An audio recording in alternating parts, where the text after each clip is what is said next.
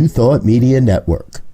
We are a global broadcast network of positive music, media, and entertainment, inspiring humanity's evolution along the journey of enlightenment and creating a world of love, peace, empowerment, and prosperity for all. New Thought Media Network. Positively inspiring.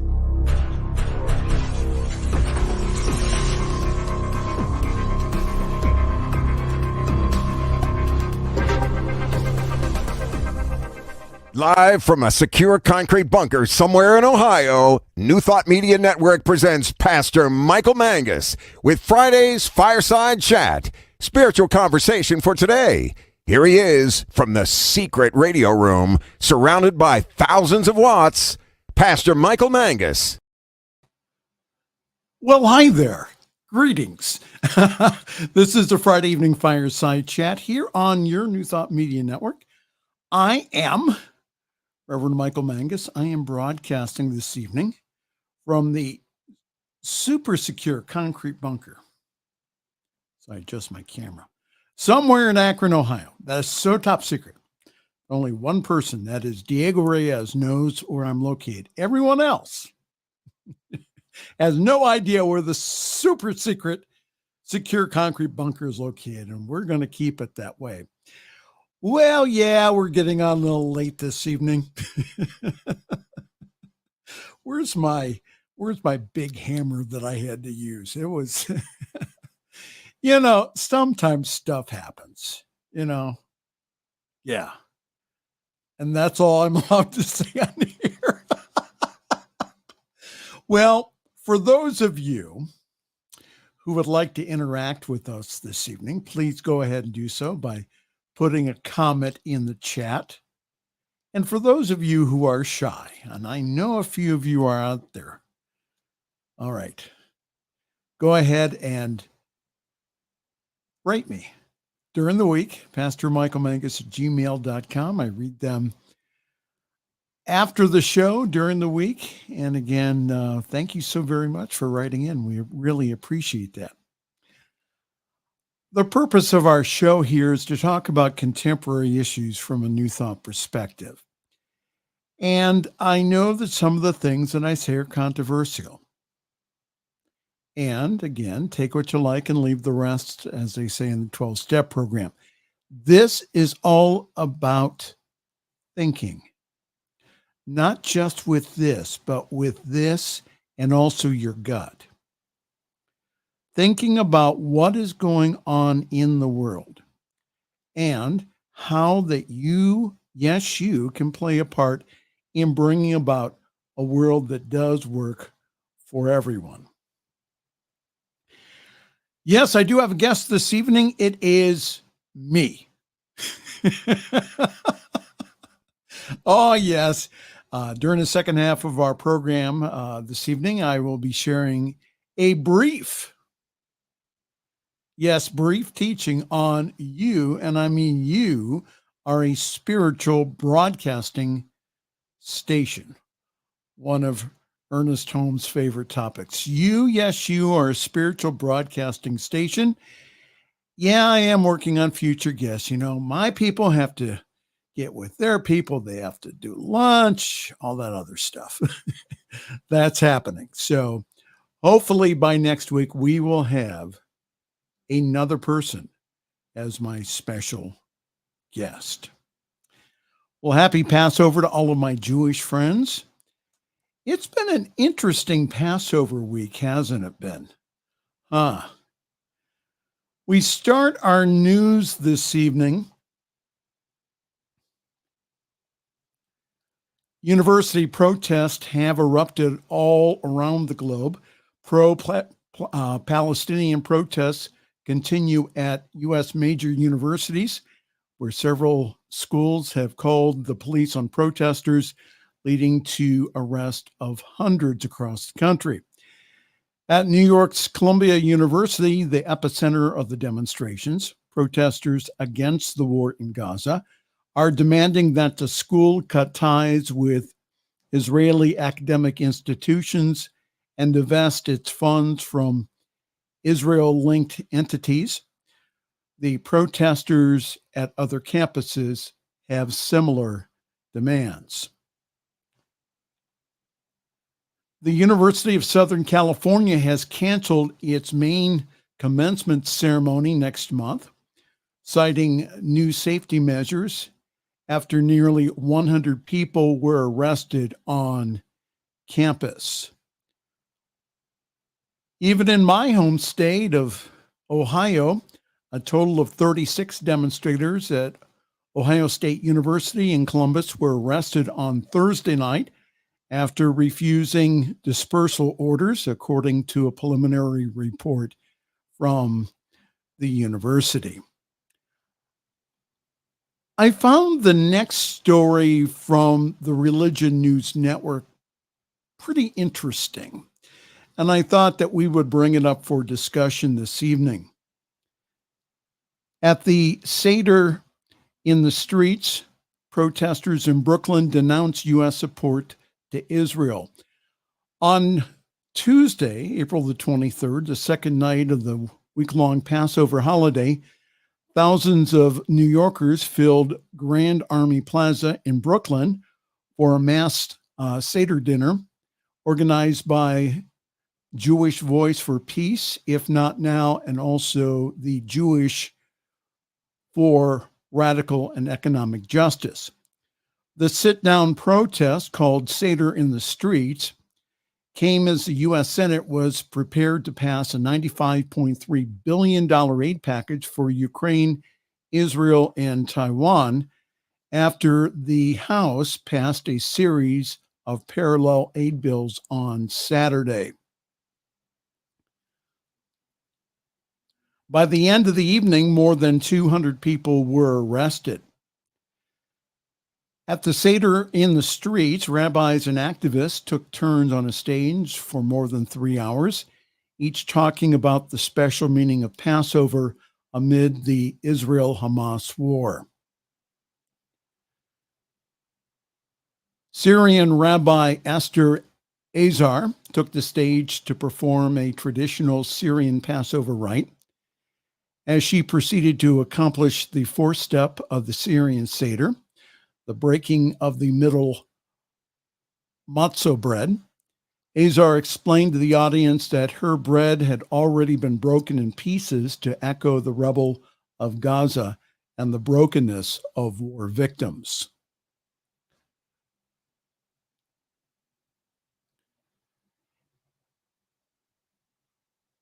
As the event wrapped up and the message, "Stop Arming Israel," was projected on the front of the Brooklyn Library, the crowd received the news that the Senate aid package had been approved. Eva Borgwartz, a national spokesperson for If Not Now, who attended the rally, charged political figures like Chuck Schumer with hypocrisy, pointing out that they have criticized the Israeli government's tactics in the current war, but still have voted for the aid bill. The senator, said Ava, the senator a couple of weeks ago had some extremely harsh words for the Netanyahu government and said that Netanyahu was unfit to rule. And yet yesterday, he pushed the Senate to send billions of dollars of weapons funding directly to the Netanyahu government.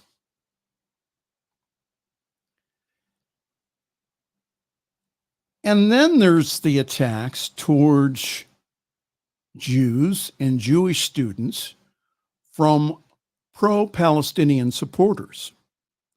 You know, protests are one thing, but harassing and threatening others has got to come to an end. What needs to be pointed out is that Jewish people worldwide and the Jewish government that continues the war, they're separate entities.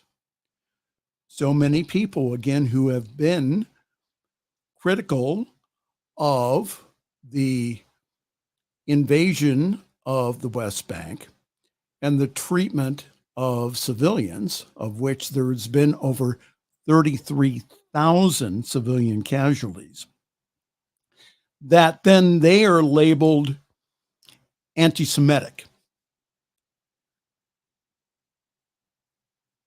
Well, that's not true. Again, the Jewish people and the Israeli government, they're two separate entities. Yes, the attack last year on the Jewish Music Festival and the settlement was horrific.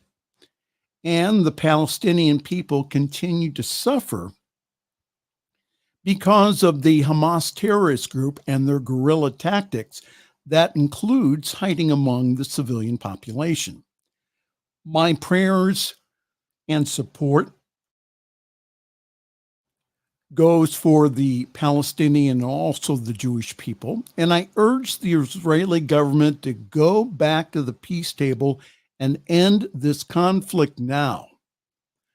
How many more innocent people have to die? War is hell. So know with me peace in the Mideast and that workable solutions are found. This is the 21st century. Haven't we learned our lesson yet? Ah, yes, still in the news. Here he is, Donald Trump. The Supreme Court appears ready to reject former President Donald Trump's claim that he should receive immunity for alleged crimes that he committed during his presidency to reverse the 2020 election results. The High Court has also signaled during oral arguments on Thursday that his trial could be delayed until after the November election. Now, this creates the possibility that Trump could be reelected before a trial and make the blockbuster election subversion case go away. The arguments came as Trump is facing a trial in New York City for the hush money criminal case that involves porn star Stormy Daniels.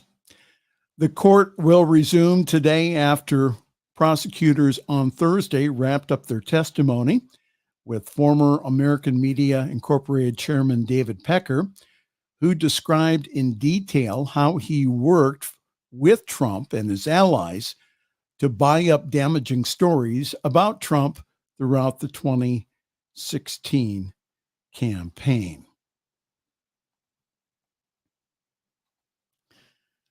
Continue to pray for the United States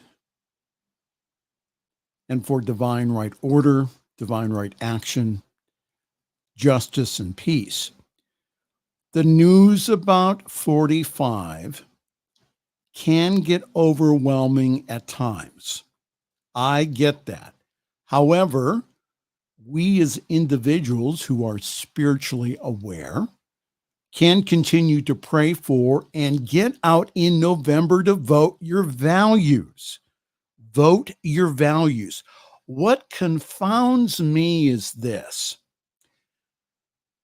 that devout Christians are going against their long-held values to vote for someone who doesn't even care about them individually or collectively. 45 doesn't care about them at all. And as I have said in previous broadcasts, that there is nothing Christian about Christian nationalism. There's nothing Hindu about Hindu nationalism, as we're seeing played out in India. Both movements are about power and not about what Jesus or the great Hindu sages taught. Well, if you're wondering what you've stumbled onto this evening, this is the Friday evening Fireside Chat here on your New Thought Media Network. I am Reverend Michael Mangus, and we're quickly going through the news this evening. Let's see who has commented.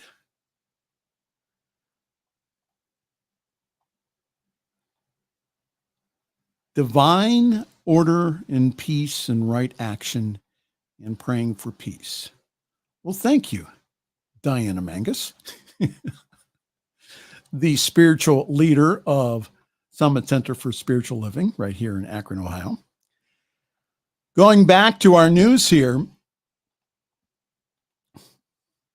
you probably have heard the news that TikTok's Chinese parent company, ByteDance, said on Thursday that it has no plans to sell the social media platform. Its first official response on the issue since President Joe Biden signed a bill that could lead to a nationwide ban of the popular app. ByteDance doesn't have plans to sell TikTok, the Beijing company said in a statement. The lawmakers have warned that TikTok is a national security threat and that the legislation signed by Biden this week forces the company to find a new owner within months or to be banned from the U.S. entirely.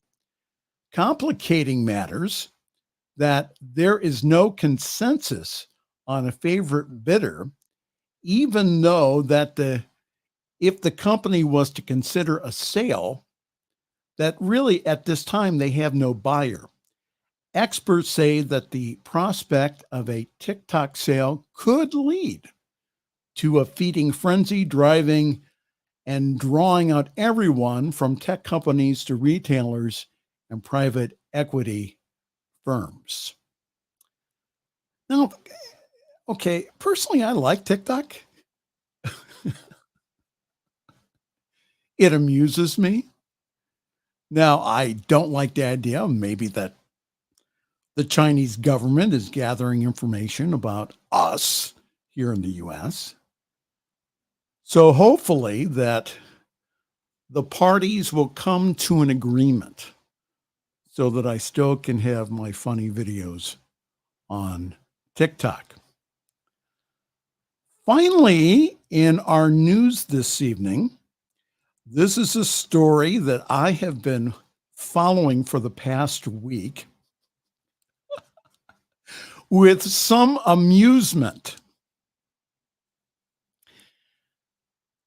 The Stronger Men's Conference made headlines after Pastor Mark Driscoll was kicked off the stage, but the church's women's conference may actually undermine evangelical stereotypes. This is from the Religion News Network. It says that the Legion of Dudes, that's what the copy says, who crowded into the Great Southern Bank Arena in Springfield, Missouri for the recent Stronger Men's Conference, sponsored by a Pentecostal megachurch, were treated to a monster truck, a boxing match, pyrotechnics, and a standoff between a pair of celebrity pastors. Now, women who attend the James River Church's Women's Annual Conference later this year, by contrast, will get what looks like a Holy Spirit Barbie party. The promo for the men's conference begins with images of a roaring motorcycle, a wrestling match, and a shouting preacher pacing across the stage like a lion, urging men to get ready to fight. Now, the promo, though, for the women's video begins with the image of a pink record player, followed by the voice of the late televangelist, Catherine Kuhlman, who's probably rolling in her grave right now. Miss Kuhlman always was a proponent for women's empowerment, especially being on the stage and behind the pulpit. The article continues, urging women to give their worship to God, and then breaks to scenes of joyful women dressing in stylish pink, dancing with joy as balloons and confetti falls from the sky. Now, the two conferences reveal both the showmanship of the charismatic megachurch worship and also the rival messages that are given to both men and women. Men are warriors. They're filled with fire and vinegar, while women are icons of femininity, dressed to the nines, also with their nice hats, and concerned with building a happy home for their husband. Now, this is what I have found amusing in all the coverage this week. The James River Stronger Men's Conference made national headlines recently and launched viral videos over the inclusion of an act by Alex Magala, who's an acrobat and sword swallower who has appeared on America's Got Talent and also has a side hustle as a dancer in clubs, gay clubs.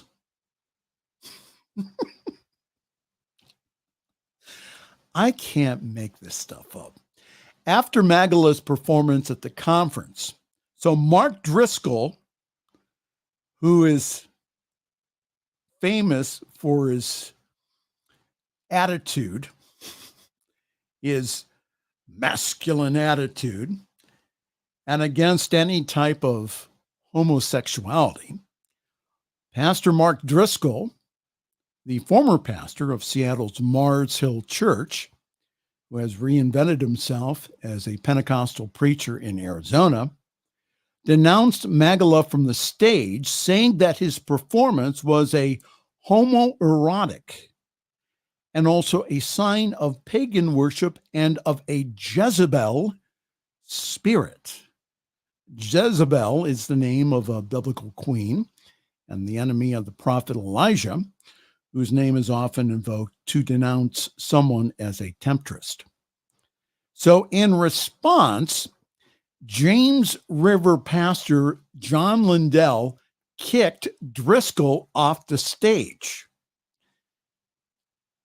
Lindell said, "You're done."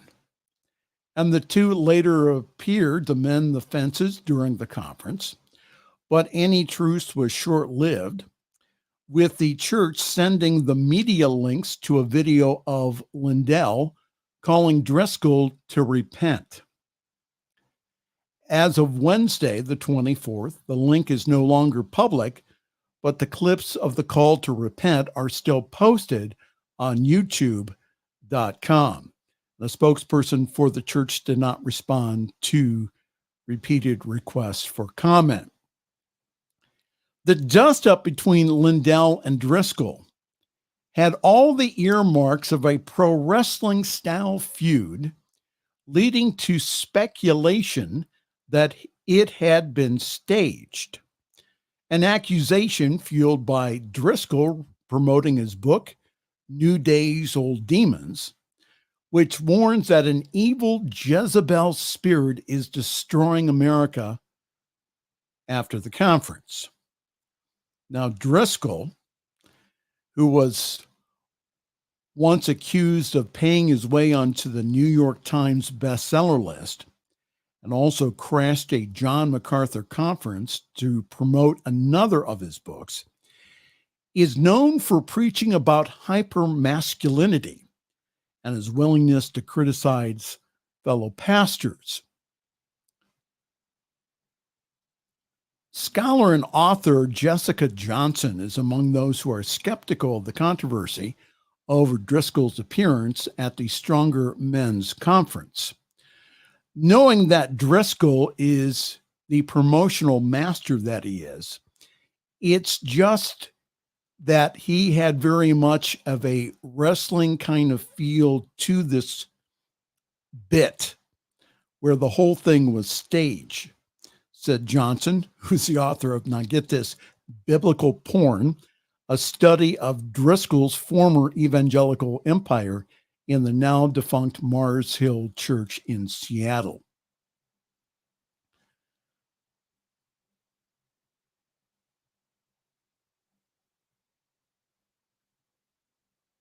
Now, the whole idea is this.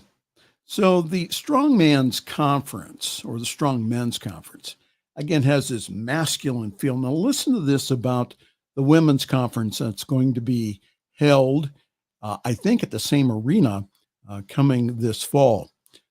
So evangelical author and Bible teacher Hannah Anderson sees something more than in the James River Design for Life Women's Conference and meets the eye. The video for the conference, much like the recent Barbie summer blockbuster movie that satirized gender roles, may be about empowering women, not limiting them, she argues. So Anderson points out that James River Church, which hosts both conferences, is an Assemblies of God congregation with a female co-pastor and has featured women preachers in the past, unlike other evangelical churches like those of the Southern Baptist Convention, which bans women pastors.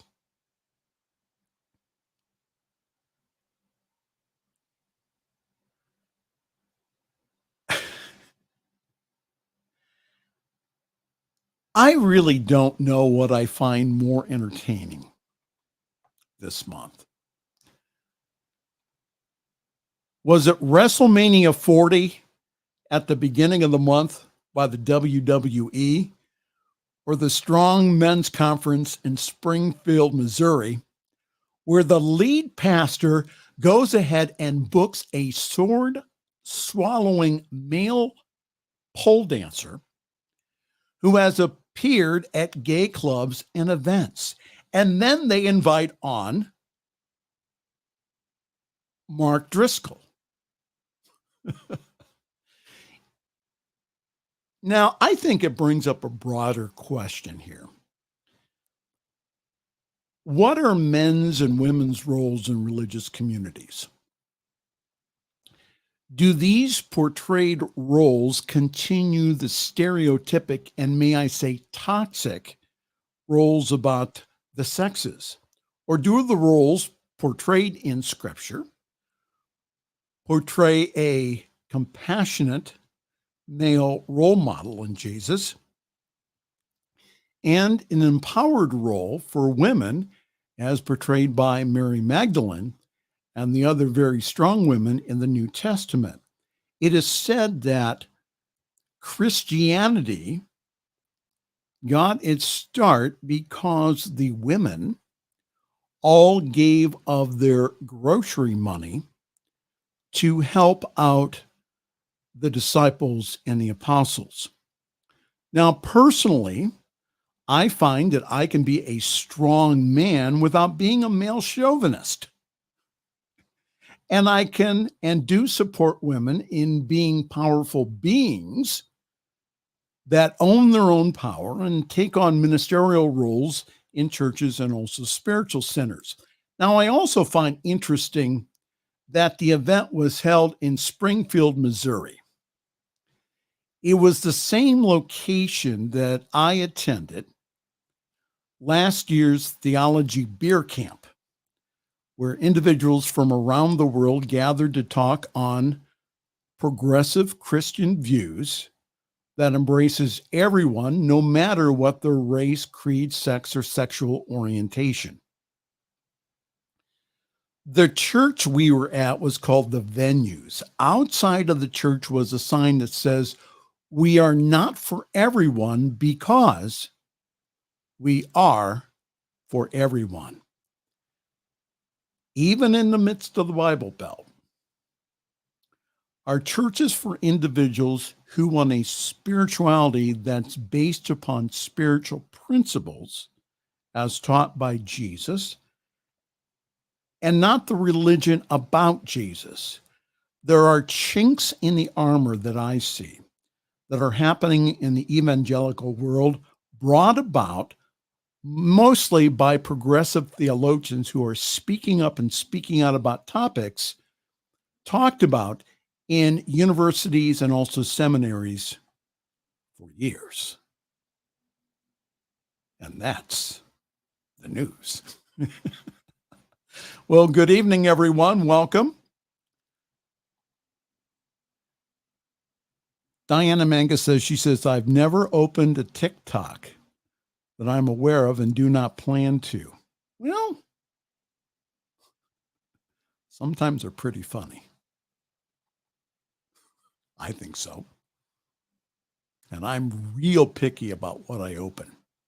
Well, hi there. This is the Friday Evening Fireside Chat here on your New Thought Media Network. I'm Reverend Michael Mangus. Good to see everyone this evening. And in a few moments, I will share a talk that I did recently on You, yes, you are a spiritual broadcasting station. And that's in a few moments. But first, the announcements. And yours truly has parked himself at Summit CSL. For more information, go to summitcsl.org there, and only there you will find information about our wonderful Sunday gathering online at 10:30 Eastern, 7:30 Pacific time.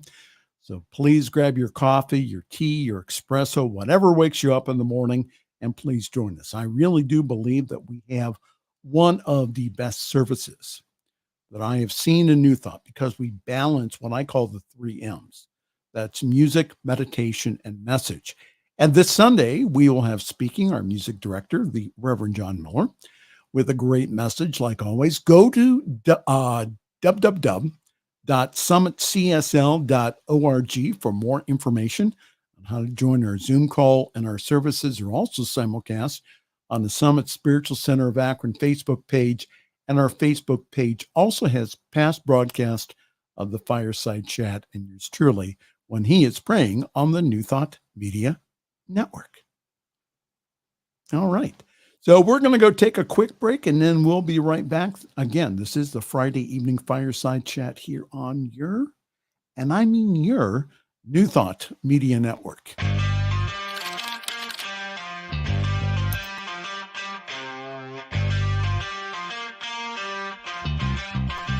New Thought Media Network.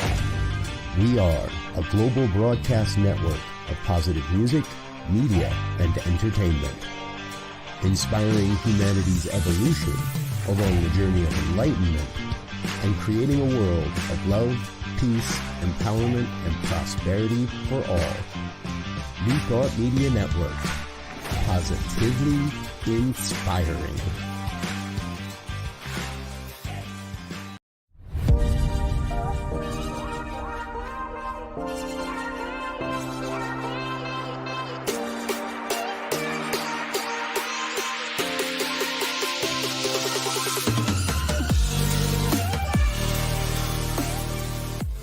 Please help us say thank you to our organizational sponsors, including the Hefferland Foundation, Affiliated New Thought Network, International New Thought Alliance, Science of Mind Archives and Library Foundation, Center for Spiritual Living Denver, Center for Spiritual Living Midtown, New Thought Philadelphia, Planned Happiness Institute, Summit Center for Spiritual Living, One Heart Retreats, Center for Spiritual Living on the Lake, Unity Kitchener, Unity Spiritual Center, Ottawa, Om Center for Spiritual Living, Satya Center, Begin Within Ministries, Center for Spiritual Living North Jersey, Unity of Savannah, and the Center for Spiritual Living Seattle,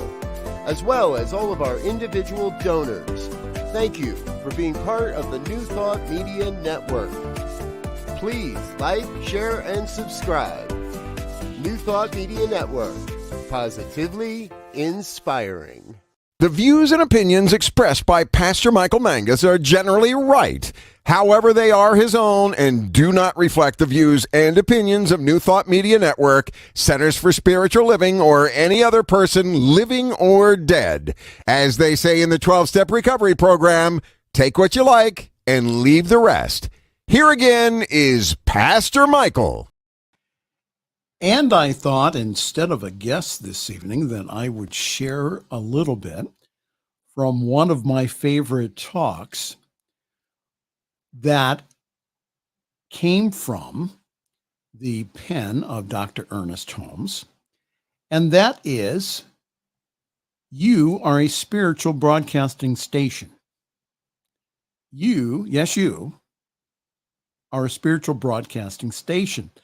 Dr. Ernest Holmes, the founder of the Science of Mind and Spirit, wrote this. He says, did you ever stop to think that you are a spiritual and mental broadcasting station, and that messages are going out from you in all directions, and perhaps even when you're asleep? Messages that have an influence on your environment and the people around you. And since everything moves in circles, the message that you broadcast will come back to you. Well, I could talk in that paragraph for a couple of hours, but I won't. Did you ever think that you are broadcasting to the world through your consciousness, both conscious and subconscious minds? Have you ever thought about that? And that the energy or message that you broadcast out comes back to you? Now, it is true that we as human beings are both transmitters and receivers of energy that we are putting out to the universe. From the ham or amateur radio world, of which yours truly is a member of, with an extra class SCC license, the combo of both a transmitter and a receiver is called a transceiver.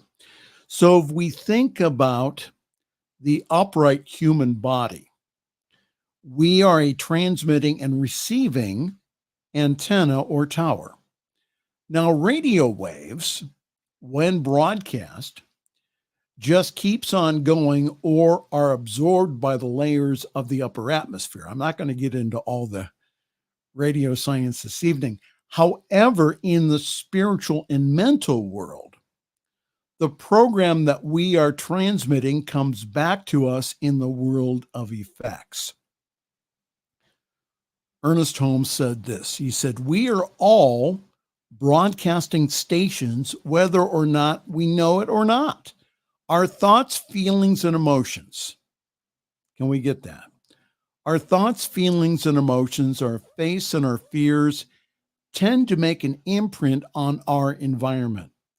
We are also receiving sets, but it does not follow that we must tune into every program that's being broadcast. Do we understand that? When we want to listen to a certain program, we tune our radios to its wavelength.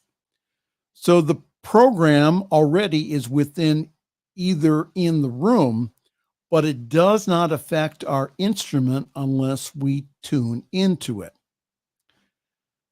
So if I had my shortwave radio here in front, I would tune around the dial and show you the different stations that are there. It is only when we tune to the station desired that it comes clear in our receiver. And I and you can choose that station. I'll let Dr. Holmes continue again the whole idea of radio and even television. My goodness, you have voice and picture. That was pretty new in Ernest Holmes' time. So he said this, he says, it's fascinating to think that we are both mental broadcasting stations and receiving sets. And it will be ever more wonderful when we learn to broadcast only the kind of messages that we wish to have to return. So let's understand this tonight, that the sum total of our thoughts and feelings or consciousness is acted upon by the creative medium, or that thing that we call the law. Again, I've talked about the whole idea of God being love, yet God being law. And how about putting it into the language of quantum physics, 0-point field? Understand this. You are always broadcasting to the world, either consciously or subconsciously. So what we learn here in the science of mind and spirit is to become conscious creators of the world that we want or wish to see, instead of what we have experienced in the past. Again, Ernest Holmes wrote this. He says, it's the same with everything in life. A person whose thought is filled with fear of failure tunes into and picks up a vibration of failure wherever he contacts them. And to his own negative thought, there is added a great mass of negative thought, until finally it seems that the only thing that he can think about, or she can think about, is failure. In a way, both his will and his imagination becomes hypnotized because he is tuning in to so much negation. Again, Holmes goes on, he says, when a person's mind is upset, disturbed, and unhappy, all he mentally hears is discord, because his inner ear is listening to continuous turmoil. So I ask you the question, how do you see the world? Do you see the world through rose-colored glasses or a slightly tinted pear that notices good in the world? Or do you see everything around you in dark glasses? It's all in how we see the world. That will affect how we view the world. Do we think things are getting better, or are they going to hell in a handbasket? It's all in how we think about the world around us. Ernest Holmes continues, he said, conversely, a person whose thought is filled with the ideas of success, who has faith and confidence in himself and what he is doing, will tune in to the successful thoughts around him, the thoughts of faith and optimism and happy expectancy. And it says we should decide, you and I, should decide to think on the affirmative side of life, or accentuate the positive and eliminate the negative.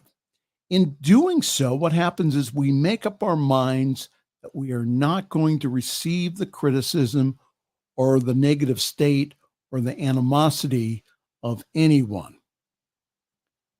And again, we must make up our minds that we are going to live on the positive side of life. And what people may say or think about you is really none of your business. We make a conscious choice that we will live in heaven and not in hell. And again, that is our choice. So please don't dwell on or read things that continually make you bad. The reason I point out the news is because it's the tendency of people in this teaching, in New Thought and other positive spiritual teachings, to ignore the news completely.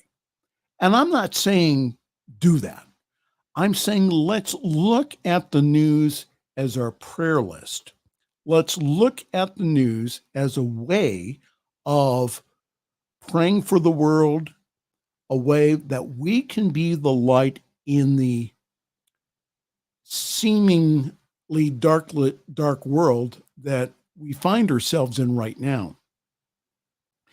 So watching CNN all day long will give you a distorted view of the world. Just don't watch the news before bedtime. You don't want your subconscious to be dwelling on the negative all night long. Again, the news is based upon, especially the broadcast news, is based upon selling advertising. That's the basis for the broadcast news. So, again, I'm not saying not watch the news. I'm just saying don't watch it before bedtime. So if you don't like your life, change the program inside to what you want to broadcast to the world. But Michael, you may ask, how can I tell what I'm putting into the creative field or the law? Now, here's the secret here. It is by what you are feeling that you can tell. I'm not telling you that you do not have permission to feel bad, because sometimes that's helpful. I'm just sharing with you not to dwell in the swamp of negative feelings. The reason to experience our feelings is so that we can get out of them, so that we don't put a Band-Aid of spirituality over our hurts. Because again, what's buried alive will continue to live. There's other things that you can focus on besides the condition. So Paul wrote in his letter to Philippi, to the Philippians, he said, "Finally, brethren, whatsoever things are true, whatsoever things are noble, whatever things are just, whatever things are pure, whatever things are lovely, whatever things are of good report, if there's any virtue and if there's anything praiseworthy, meditate on these things." Holmes said this. He said, "Let us find a new wavelength for our mental instruments. And as surely as we do this, then we shall begin to broadcast on this wavelength. We shall discover that we are not only helping ourselves, but we are helping everyone around us. Let us tune our mental instruments to success and happiness, to the idea of physical wholeness, and above everything else, to the comforting thought that there is love in the universe, by which its very presence dissolves all hate. There is a faith that neutralizes all fear, and there's a confidence that brushes aside every doubt." So God never deserts us. And we shall never have to convince God to be good. All we need to do is this, to reverse our whole mental and spiritual outlook on life. And then the miracle will take place, because what goes out must return. Now, this is simple, but sometimes not very easy. However, as you shift your focus here, by using what we teach here on this network, things will become easier for you because you have shifted the inner focus. Seeing is not believing. Reverse that. It's believing first. Then you will see a better outcome.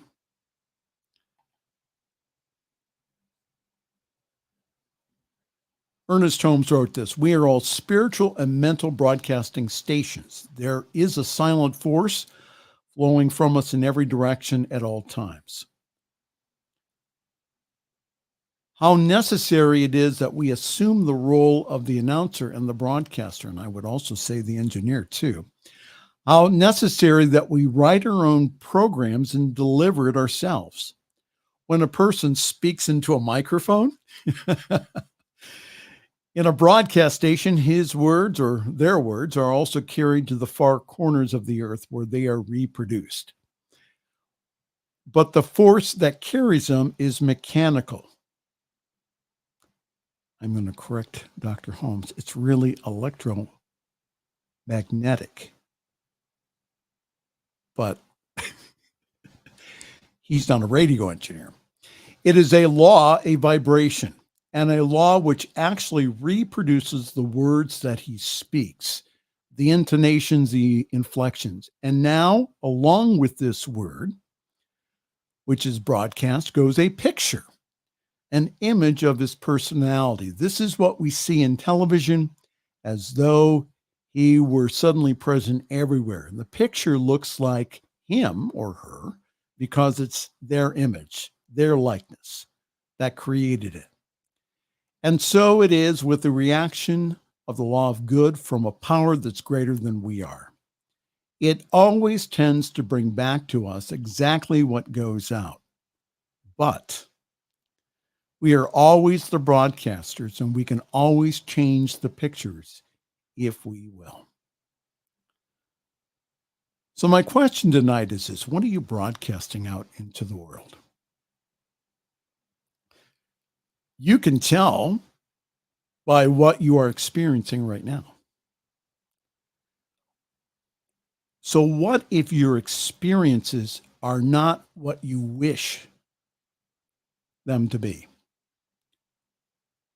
Do what the radio programmers do with a station that's getting low ratings. They dump the programming and they get new programming. That is what I'm suggesting today, is that we start radiating out what we want instead of what we don't want. And then we start vibrating at the frequency of what we want. And that's what brings about manifestation in our lives, or positive manifestation in our lives. How about that?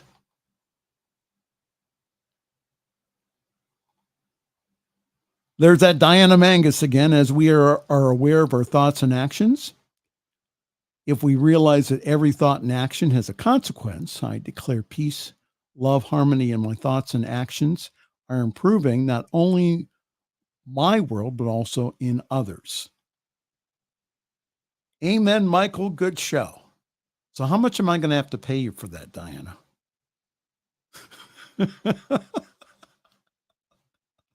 There I am being sarcastic again. All right. Well, that's all I have this evening.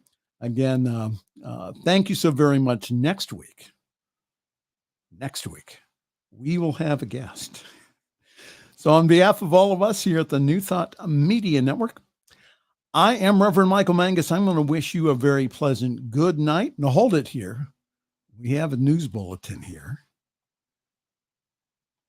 I'm going to have to pay her millions. Millions of dollars. So on behalf of all of us here at the New Thought Media Network, I am Reverend Michael Mangus. I'm going to wish you a very pleasant good night and also a wonderful week. Thanks for joining us this evening for Friday's Fireside Chat with Pastor Michael Mangus. Join us again next week at 8 Eastern, 6 Mountain for more spiritual conversations for today. For more information and replays of past shows, please visit the New Thought Radio and Media Network's Facebook page. Until next week, may God bless you richly and abundantly.